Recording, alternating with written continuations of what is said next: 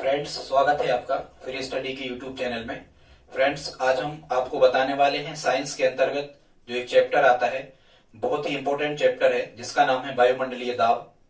आप किसी भी स्टेट लेवल के या सेंट्रल लेवल के किसी भी एग्जाम को यदि आप देने जा रहे हो तो यहाँ से वायुमंडलीय दाब में से जब कभी एक प्रश्न आने के प्रबल चांस रहते हैं। स्टूडेंट्स, यदि आप इस वीडियो में हमारे साथ अंत तक बने रहते हैं तो हम आपको विश्वास दिलाते हैं यहाँ से आने वाले सभी प्रश्नों को आप बड़ी आसानी से हल कर पा रहे होंगे। यदि आप हमारे चैनल पर पहली बार विजिट कर रहे हो तो प्लीज सब्सक्राइब कर लें, लाइक तो कर ही दें। तो ठीक है, देखते हैं वायुमंडलीय दाब। सबसे पहले हमें यह समझना होगा कि वायुमंडलीय दाब क्या कहलाता है। वायुमंडलीय दाब का अर्थ है या वायुमंडलीय दाब का मतलब है वह दाब जो हमारा वायुमंडल पृथ्वी पर या समुद्र सतह पर आरोपित करता है, या जो वायु जो है ये पृथ्वी तल पर या समुद्र तल पर जो बल या जो दाब आरोपित करती है, जो बल लगाती है, इसे हम क्या कहते हैं? वायुमंडलीय दाब कहते हैं। स्टूडेंट्स, दाब को यदि हम अन्य प्रकार से वैज्ञानिक भाषा में यदि हम परिभाषित करें तो दाब कहलाता है एकांक क्षेत्रफल पर क्रियाशील लगने वाले बल को दाब कहते हैं। दाब की परिभाषा क्या होगी? एकांक क्षेत्रफल पर क्रियाशील बल को दाब कहते हैं। क्या परिभाषा हुई? एकांक क्षेत्रफल पर क्रियाशील बल को दाब कहते हैं। स्टूडेंट्स, यदि कभी भी एकांक शब्द कहा जाता है विज्ञान में या फिजिक्स खासकर भौतिकी में, एकांक का मतलब होता है कि उस राशि से जिसको एकांक कहा गया है उससे भाग दिया गया है, मतलब वो नीचे लिखी जाती है। यदि हम एकांक क्षेत्रफल पर मतलब क्षेत्रफल के लिए एकांक कह रहे तो एकांक क्षेत्रफल पर क्रियाशील बल को दाब कहते हैं। ठीक है, मतलब क्षेत्रफल कहाँ रहेगा? नीचे रहेगा। और यदि सूत्र रूप में हम लिखें तो दाब बराबर होता है बल बटे क्षेत्रफल, या हम इसको कहें, इसको हम कह सकते हैं प्रेशर इक्वल, इंग्लिश में यदि हम इसको लिखें तो pressure equal force upon area. ठीक है, मतलब ये भी फार्मूला है, P बराबर F बटे ए और दाब बराबर बल बटे क्षेत्रफल। ठीक है स्टूडेंट्स, एकांक क्षेत्रफल पर क्रियाशील बल को दाब कहते हैं, एक परिभाषा हो गई। अब हम आते हैं इसके एसआई मात्रक पर। तो आप ध्यान रखें, दाब का या वायुमंडलीय दाब का एसआई मात्रक होता है पास्कल, और जनरली इसे पीए से दर्शाया जाता है। ठीक है, वायुमंडलीय दाब का एसआई मात्रक पास्कल, इसे पीए से दर्शाते हैं। वायुमंडलीय दाब एक अदिश राशि है, मतलब इसे व्यक्त करने के लिए हमें केवल उसकी परिमाण या साइज की आवश्यकता होती है, हमें दिशा की आवश्यकता नहीं होती। मतलब आपने प्रेशर मतलब पी के ऊपर कभी भी आपने वेक्टर वाला ऐसा कोई चिन्ह नहीं देखा होगा, क्योंकि वायुमंडलीय दाब अदिश राशि है। ठीक है, जो सदिश राशि होती है उनके ऊपर वेक्टर का चिन्ह दिशा को दर्शाने के लिए लगाया जाता है। ठीक है, अब यदि हम इसके मात्रक की चर्चा करें कि इसका मात्रक क्या होता है, तो यदि हमें ये सूत्र पता है कि दाब बराबर बल बटे क्षेत्रफल होता है तो हम यहां से दाब का मात्रक निकाल सकते हैं। जब हम यहां से दाब का मात्रक निकालते हैं तो हमें मिलता है बल का मात्रक, ऊपर हम लिखेंगे बल का मात्रक बटे नीचे लिखेंगे क्षेत्रफल का मात्रक। ठीक है, और यदि हम एसआई मात्रक निकाल रहे हैं दाब का तो हमें बल के और क्षेत्रफल के एसआई मात्रक ही लिखने होंगे। तो हम यहाँ बल का मात्रक लिखते हैं, बल का एसआई मात्रक होता है न्यूटन, और क्षेत्रफल का एसआई मात्रक होता है, क्षेत्रफल मतलब लंबाई गुणा चौड़ाई, मान मीटर गुणा मीटर, मीटर स्क्वायर। ठीक है, तो इसका मात्रक बनता है न्यूटन बटे मीटर स्क्वायर, या इसी को यदि हम इनिशियल्स देके लिखें संकेताक्षरों के रूप में तो एन बटे एम स्क्वायर, या इसी को हम ऊपर ले जाएं तो एम पे धन 2 की घात है, यू पर जाएगी तो एन एम पे -2 की घात हो जाएगी, M N M raise to the power -2, या इसी को हम बटे या पर के रूप में लिखें तो न्यूटन पर मीटर स्क्वायर। ये वायुमंडलीय दाब का एसआई मात्रक होता है। और स्टूडेंट्स, 1 न्यूटन प्रति वर्ग मीटर को हम 1 पास्कल भी कहते हैं। यही संबंध होता है पास्कल और न्यूटन प्रति वर्ग मीटर में। क्या रिलेशन होता है? 1 न्यूटन प्रति वर्ग मीटर बराबर 1 पास्कल।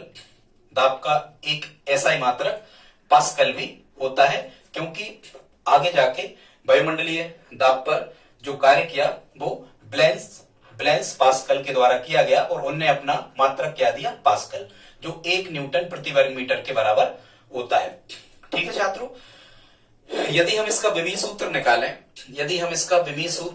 तो विमीय सूत्र कैसे होगा? वहीं से विमीय सूत्र निकाल सकते। कैसे? बल का विमीय सूत्र, तो बल का विमीय सूत्र क्या होता है? M L T raise to the power -2। ठीक है, और क्षेत्रफल का क्या होता है? L square. ठीक है, यदि हम इसको सिंप्लीफाई करेंगे तो एम एल पे कितने की घात है? 2 की घात है, ऊपर जाएंगे तो ऋण 2 की हो जाएगी, और ऋण 2 में से धन 1 घटेंगे तो यहाँ कितना आ जाएगा -1 और t⁻⁻²। ठीक है छात्रों, कभी बताएंगे विमीय सूत्र कैसे निकाले जाते हैं। अभी तो हमने बल का ये डायरेक्ट लिख दिया, ये सबके अलग अलग निकलते हैं। ये द्रव्यमान की विमा है, ये लंबाई की विमा है, और ये समय की विमा है। यदि कभी आपसे कहा जाता है कि दाब के विमीय सूत्र में द्रव्यमान की विमा कितनी है, मास की विमा, तो यहाँ एम पर कितने की घात है, 1 की। तो द्रव्यमान की विमा 1 है, लंबाई की विमा ऋण 1 है, और समय की विमा ऋण 2 है। ठीक है, दाब के विमीय सूत्र में। अब यदि कभी आपसे कहा जाए कि जो वायुमंडलीय दाब है ये किस उपकरण से मापा जाता है, तो वायुमंडलीय दाब मापने का जो उपकरण है इसे हम इंग्लिश में बैरोमीटर कहते हैं, और हिंदी में इसको कहते हैं वायुमंडलीय दाब मापी। ठीक है, या वायु दाब मापी। क्या कहते हैं, इंग्लिश में बैरोमीटर और हिंदी में क्या कहेंगे, वायु दाब मापी। वायु दाब मापी की खोज एक इटली के वैज्ञानिक ने 1643 में की थी, उनका नाम था टोरिसेली। आगे जाके टोरिसेली का प्रमेय भी हमें पढ़ना होता है। किसने करी थी, 1643 में इटली के वैज्ञानिक टोरिसेली ने बैरोमीटर की खोज की थी। ठीक है, और ये जो बैरोमीटर होता है, बैरोमीटर कितने प्रकार का होता है, 2 प्रकार का होता है। एक तो होता है मरकरी बैरोमीटर, मतलब जिसमें पारा भरा होता है, और दूसरा होता है एनीराइड, या जिसको हम शुष्क कहते हैं। ठीक है, सूखा होता है जिसमें वायु भरी होती है। ऐसे 2 प्रकार के बैरोमीटर होते हैं। ठीक है छात्रों, मरकरी का उपयोग करना ज्यादा उचित होता है, क्योंकि मरकरी जो है, पारा जो है, इसको पढ़ने में आसानी होती है, और कांच की जो परख नली या जो नली बनी होती है, पारा उसे गीला नहीं करता, इसलिए पारा वाला जो वायुदाब मापी होता है ये सर्वश्रेष्ठ होता है। ठीक है, एक अन्य मात्रक होता है। यदि आपसे कभी कहा जाए कि वायुमंडलीय दाब का सीजीएस मात्रक क्या होता है, वायुमंडलीय दाब का सीजीएस मात्रक क्या होता है, तो उसको भी हम यही इसी सूत्र से निकाल सकते हैं। बल का सीजीएस मात्रक क्या होता है, डाइन होता है, और क्षेत्रफल का सीजीएस मात्रक क्या होता है, वर्ग सेंटीमीटर होता है। तो वायुमंडलीय दाब का सीजीएस मात्रक हम कहें तो डाइन प्रति वर्ग सेंटीमीटर। ठीक है, ये होता है। इसको हम अब ऑप्शन से तय होता है कि मात्रक इस फॉर्मेट में लिखा है, या इसमें लिखा है, या इसमें लिखा है, या इसमें लिखा है।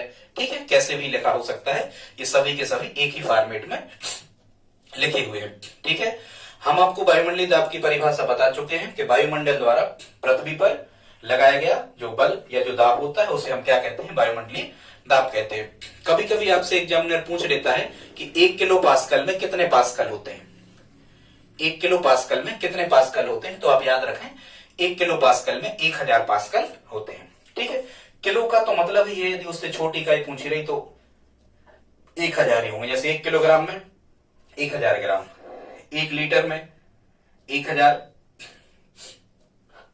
1 लीटर में 1000 मिलीलीटर। ठीक है, इस टाइप से। या हम कहें कि 1 किलोमीटर में 1000 मीटर, या हम कहें कि 1 किलोवाट में तो आपका होगा 1000 वाट। ये सिस्टम ऐसा चलता है, उससे छोटी इकाई में 1000 होती है। तो हम क्या कहेंगे कि 1 किलो पास्कल में कितना होगा, 1000 पास्कल। ये कभी कभी पूछा जाता है, आप याद रखें। इसके बाद में कभी कभी ये आपसे पूछा जाता है, वायुमंडलीय दाब की एक इकाई बार भी होती है, BAR। इसको BAR बार भी लिखा जाता है, वायुमंडलीय दाब। और इनमें क्या संबंध होता है, 10 पे 5 की घात न्यूटन प्रति वर्ग मीटर बराबर होता है 1 बार, और 1 बार बराबर होता है 1 लाख पास्कल। यहां जब आप 10 पे 5 की घात, क्योंकि देखो 1 न्यूटन प्रति वर्ग मीटर बराबर 1 पास्कल। ठीक है, तो 10 पे 5 की घात न्यूटन प्रति वर्ग मीटर बराबर, अब ये कितने लिखे, 10 पे 5 की घात मतलब 5 शून्य में 1 लाख बनेगा।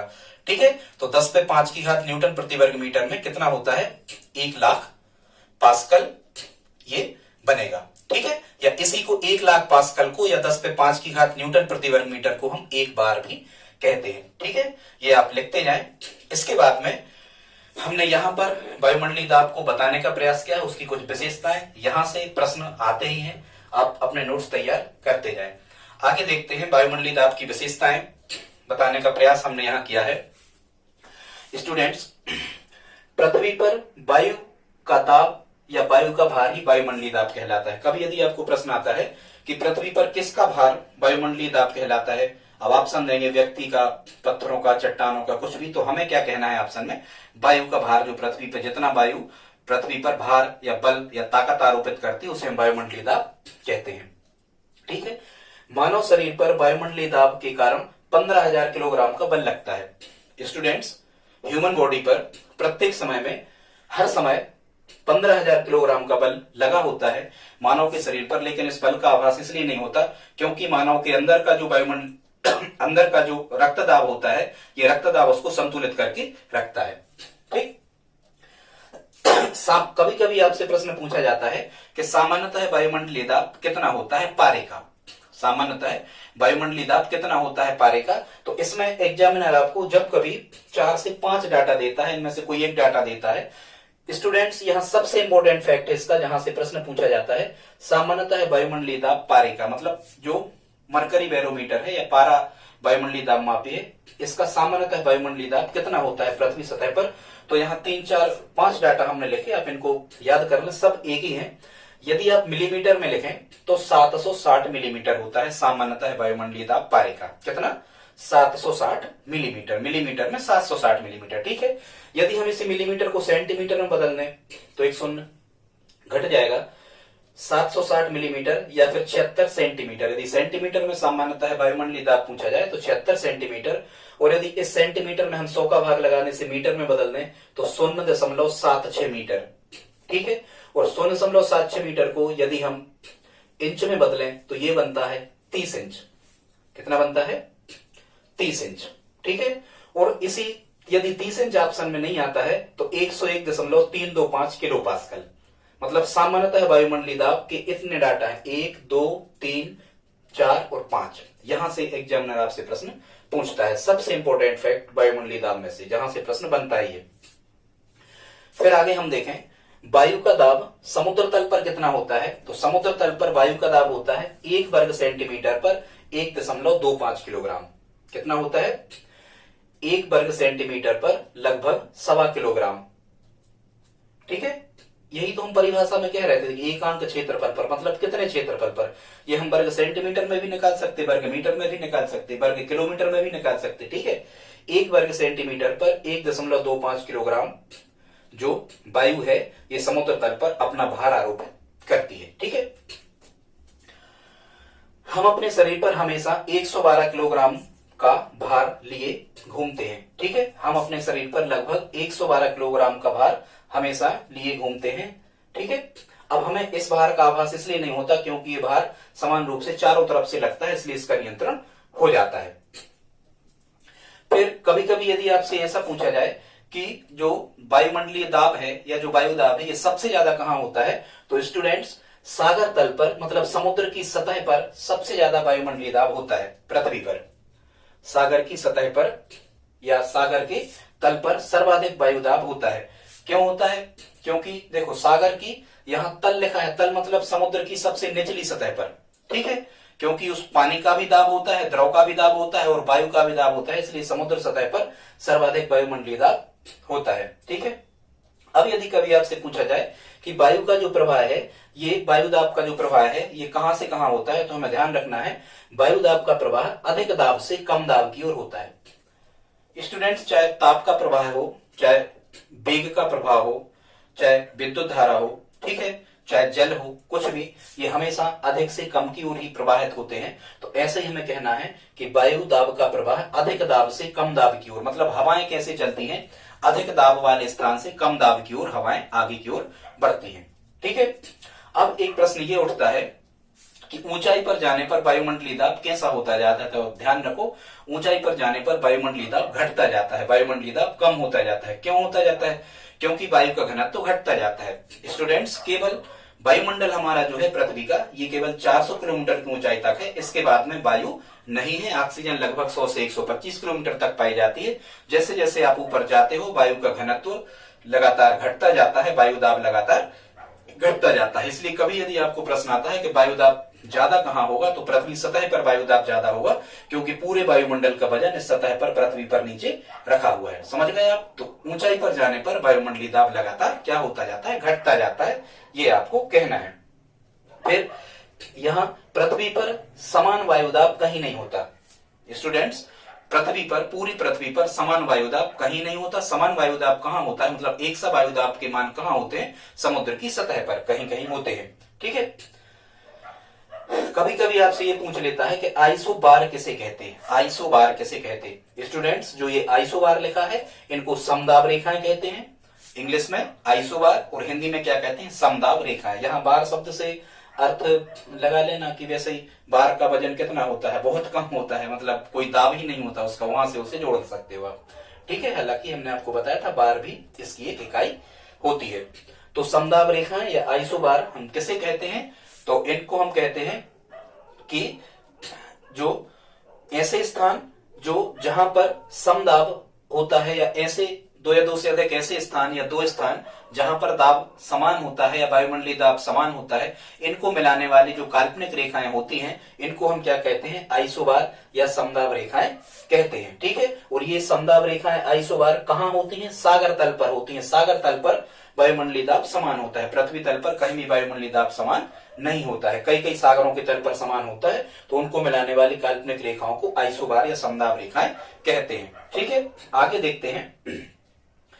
अब सबसे इंपॉर्टेंट फैक्ट लिखा है, यहां देखो आ रहा आपने, सबसे इंपॉर्टेंट फैक्ट है ये।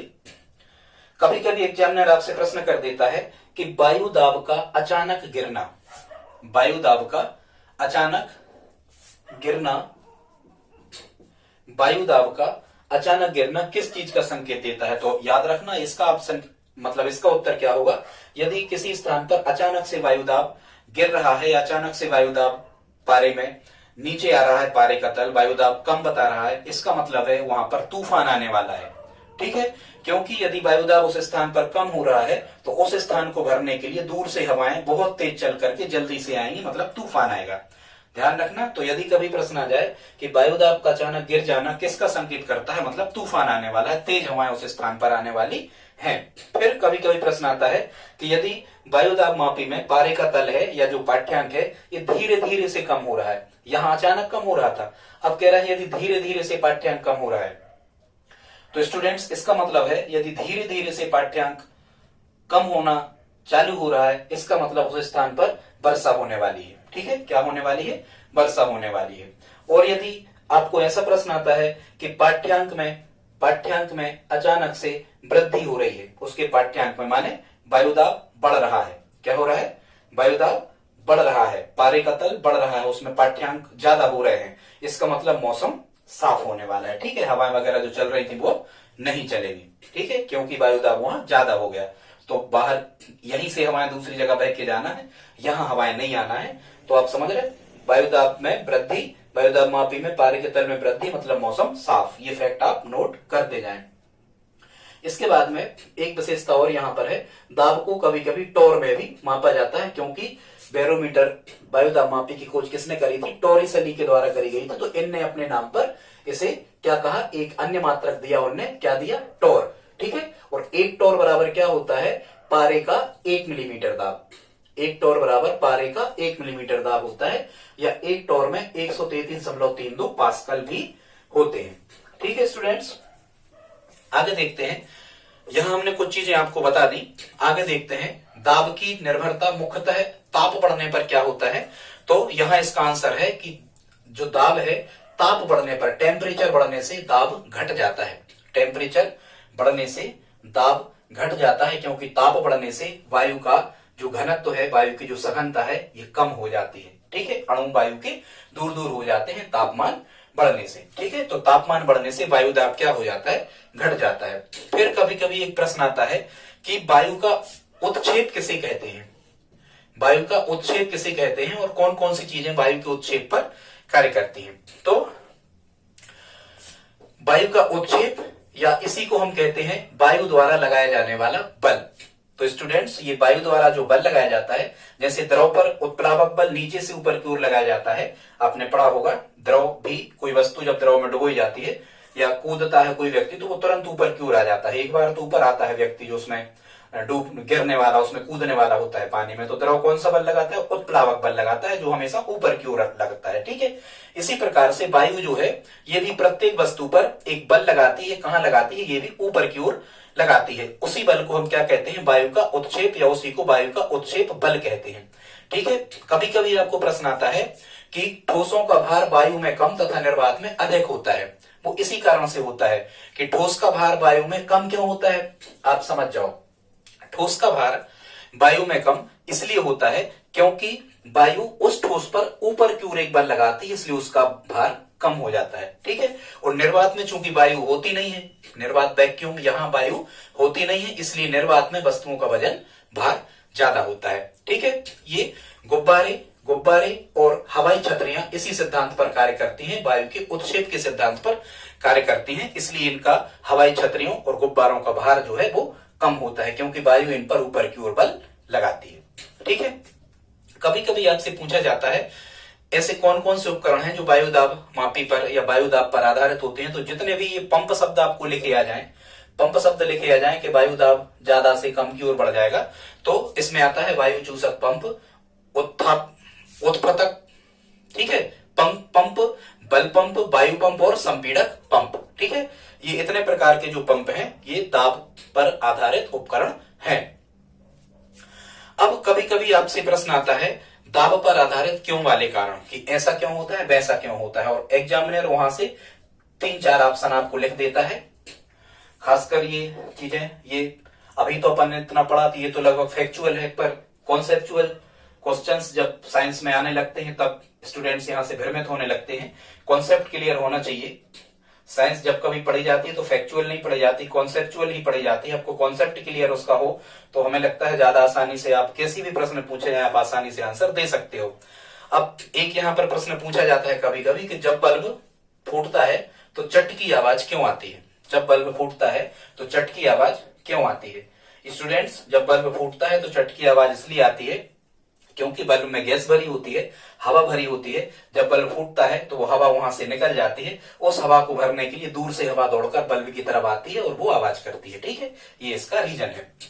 फिर कभी कभी प्रश्न आता है प्रेशर कुकर में खाना जल्दी क्यों पक जाता है।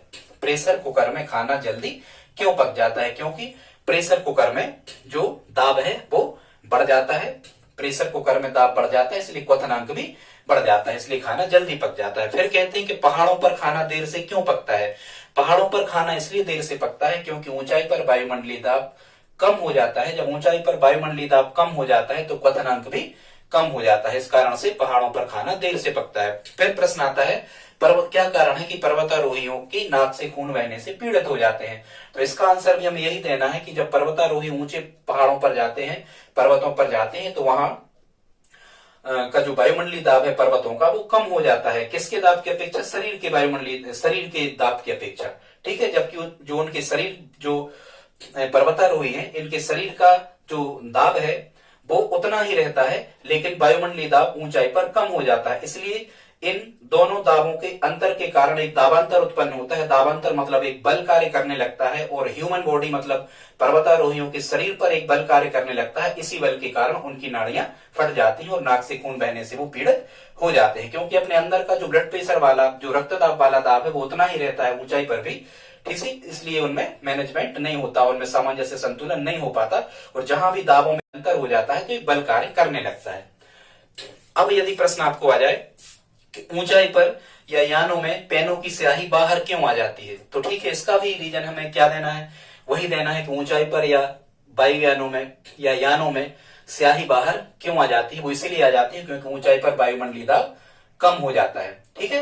वायुमंडलीय दाब कम हो जाता है और स्याही ज्यादा दाब पर भरी होती है, तो वो ज्यादा दाब से कम दाब की ओर बहकर निकल आती है और पेन से बाहर आ जाती है स्याही।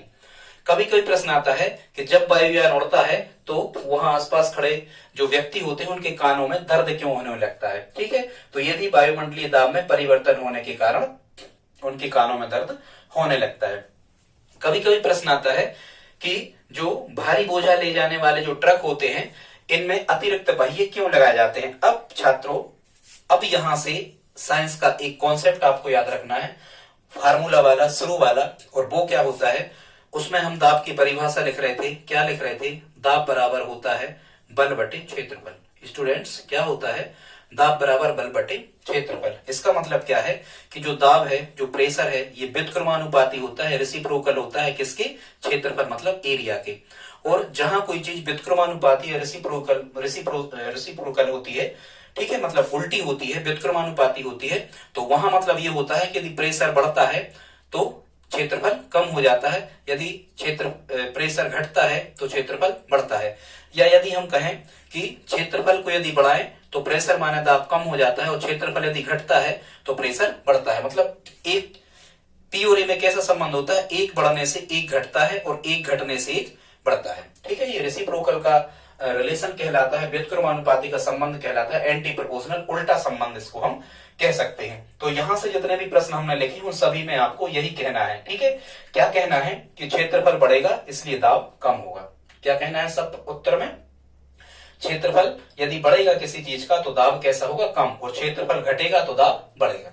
सब में यही कहना है। देखो अब कह रहे हैं भारी बोझा ले जाने वाले जो वाहन होते हैं या ट्रक वगैरह होते हैं, इनमें अतिरिक्त पहिए क्यों लगाए जाते हैं। ठीक है छात्रों, इनमें अतिरिक्त पहिए इसलिए लगाए जाते हैं, जब अतिरिक्त पहिए लगाए जाते हैं तो टायर और जमीन के संपर्क तलों के मध्य में क्षेत्रफल बढ़ जाता है, और जब क्षेत्रफल ए का मान बढ़ जाता है तो सूत्र दाब बराबर बल बटे क्षेत्रफल के आधार पर जब ए का मान बढ़ जाता है, एरिया माने क्षेत्रफल बढ़ जाता है, तो ट्रक के पर पड़ने वाला जो दबाव है वो कम हो जाता है और ट्रक सुरक्षित पहुंच सकता है। ठीक है, फिर कभी कभी प्रश्न आता है भारी वाहनों के टायर चौड़े क्यों बनाए जाते हैं। तो भारी वाहनों के टायर चौड़े इसलिए बनाए जाते हैं क्योंकि टायर चौड़े होने से जमीन और टायरों के मध्य में संपर्क तल का क्षेत्रफल, फिर क्षेत्रफल बढ़ जाएगा, इसलिए ट्रक पर दाब का मान कम हो जाएगा, कम बल लगेगा उस पर, वजन कम हो जाएगा उसका। ठीक है, फिर प्रश्न आता है इससे संबंधित, ऊंट रेगिस्तान में आसानी से क्यों चल पाता है। ऊंट रेगिस्तान में आसानी से क्यों चल पाता है। तो छात्रों इसका आंसर भी हमें ऐसे ही देना है कि ऊंट के जो खुर होते हैं, ऊंट के जो पैरों के जो खुर होते हैं, गद्दीदार पैर उसके होते हैं, वो खुरों का जो क्षेत्रफल है ये चौड़े होते हैं बहुत ज्यादा, तो खुरों का क्षेत्रफल अधिक होने के कारण दाब कैसा होता है, कम होता है। मतलब ऊंट का जो वजन है वो कम हो जाता है, इसलिए जो रेगिस्तान में उसके जो पैर हैं वो धंसते नहीं है और ऊंट आसानी से चल पा रहा होता है।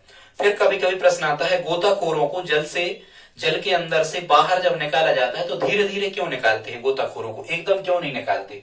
इसका कारण भी हमें वायुमंडलीय दाब पर भी देना है, क्योंकि जब गोताखोर जल के अंदर होते हैं तो जल की ऑक्सीजन उनके शरीर तक पहुंच जाती है, और ऑक्सीजन उनके शरीर के अंदर पहुंचने पर उनके शरीर के अंदर का जो दाब है वो बहुत ज्यादा बढ़ जाता है और बाहर का वायुमंडलीय दाब कम रहता है। यदि उन्हें अचानक से बाहर निकाल दिया जाए तो उनकी नाड़ियां वायुमंडलीय दाब शरीर का अधिक होने, वायुमंडलीय नहीं, शरीर के दाब अधिक होने के कारण उनकी नाड़ियां फट सकती हैं, इसलिए गोताखोरों को जल के अंदर से बाहर धीरे धीरे निकालते हैं, एकदम नहीं निकालते।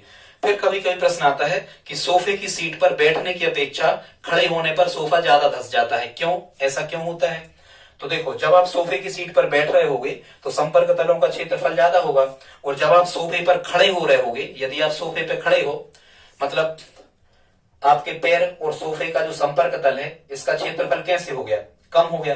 जब क्षेत्रफल कम हो गया पैरों के संपर्क तल का सोफे से, जब क्षेत्रफल कम हो गया तो इस सूत्र के अनुसार दाब बढ़ गया, और प्रेशर बढ़ जाने से आप सोफे पर ज्यादा अंदर की ओर धंस जाओगे क्योंकि दाब बढ़ गया है। अब हम आगे देखते हैं, कीचड़ वाली जगह पर अंगुलियों के बल चलना आसान होता है। जब आप अंगुलियों के बल चलोगे तो क्षेत्रफल पैर की अपेक्षा कैसा होगा, कम। अंगुलियों का क्षेत्रफल कैसा होगा, पैर की अपेक्षा कम। यदि अंगुलियों का क्षेत्रफल कैसा होगा, कम होगा, तो इसी सूत्र के अनुसार जब ए का मान कम होगा तो पी माने प्रेशर माने दाब का मान बढ़ जाएगा, और दाब का मान बढ़ जाएगा तो कीचड़ में आप फिसलोगे नहीं। ठीक है, क्योंकि आपका भार वहां बढ़ जाएगा, आपके पैर धंसने लगेंगे जमीन में भार बढ़ने से, दाब बढ़ने से। फिर यही है, भवनों व बांधों की नींव अधिक क्षेत्रफल पर क्यों बनाई जाती है। भवनों या बांधों की जो नींव है या बांधों की जो दीवारें हैं वो नेची चौड़ी क्यों बनाई जाती है, ऊपर सकरी, या भवनों व बांधों की नींव अधिक क्षेत्रफल पर क्यों बनाई जाती है। वही कारण है, क्षेत्रफल अधिक होने से उन पर दाब या वजन कैसा लगता है, कम लगता है, उनका भार घट जाता है। कुली सिर पर तौलिया क्यों बांध लेते हैं, बिल्कुल वही है, सिर पर जब कुली तौलिया बांध लेते हैं तो सिर का क्षेत्रफल का मान क्या हो जाता है, ए का मान, एरिया, क्षेत्रफल बढ़ जाता है। इसलिए इस सूत्र के अनुसार दाब बराबर बल बटे क्षेत्रफल के अनुसार एरिया बढ़ जाने से, क्षेत्रफल बढ़ जाने से उन पर पड़ने वाला जो भार या जो दाब या जो बल है वो कम हो जाता है और उनको आसानी होती है। इसी प्रकार नुकीली कील दीवार पर आसानी से धंस जाती है, ठीक है, और मोथला कीला नहीं, क्यों, यही कारण है कि जो नुकीली कील होती है उसकी नोक का एरिया कैसा होता है, एरिया मतलब क्षेत्रफल, नुकीली कील का क्षेत्रफल कैसा होगा, कम होगा। जब क्षेत्रफल कम होगा तो समान ताकत लगाने पर, मतलब उतने कीला में ताकत लगा रहे थे उतने कील में ताकत लगा रहे थे, तो यदि क्षेत्रफल कील का कम होता है नोक का, तो समान बल लगाने पर क्षेत्रफल कम होने से दाब ज्यादा होता है, ज्यादा प्रेशर कील पर लगता है और वो दीवार में अंदर तक चली जाती है। फिर उसी प्रकार से सूटकेसों में चौड़े हैंडल क्यों लगाए जाते हैं। फिर यहाँ लिखा है मनुष्य जमीन पर सोता है तो दाब न्यूनतम होता है, क्यों।